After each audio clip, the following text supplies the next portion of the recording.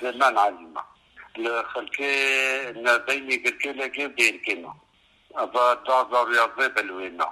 اللي كان بعد على شكراننا عائلنا بنحكي سن والله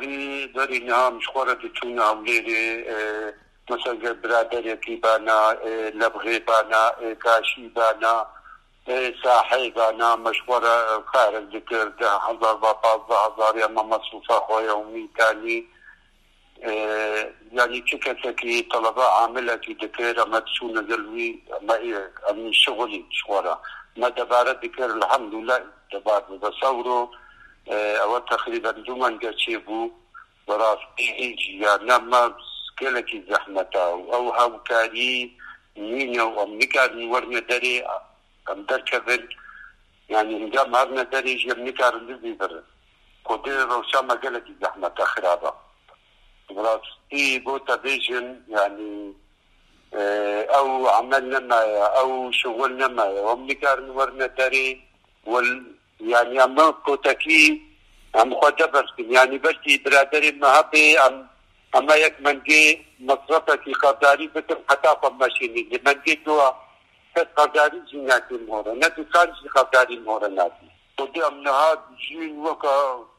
راكا جابنا بكده خير خوازة كده هكا بكده تشتكي ده مساعدة كي أو مساعدة جنمان يك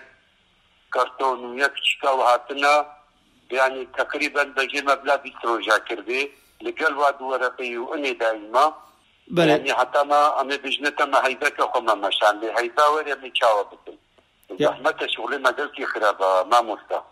وضعي ما اب وضع بي زحمة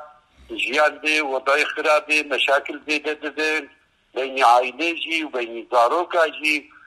او جيانا بريد هيبا وقت مجوارة ذكر ما نتشكي ما يمكن او فيري ويتشتي بونا سيستما كي وهبو مثلا مصرفي وأضا تصوروا أمريكا ويتشتي إشوارة بقدمين يعني أمي مثال بيجي مثلا هكا هيدي أسبوعي عفوا ما أمي بدي جارة قوشت ما ددا فردا كفروجكم تلجني شعوبية كبنجزار بي ما ددا أو إيرو أمريكا يعني باور كبدو دي اسبوع بلكي جاري كم يكي بخون جبال انيني امشكو بينن دكاندار جي نما كاري دنيا قلما بكي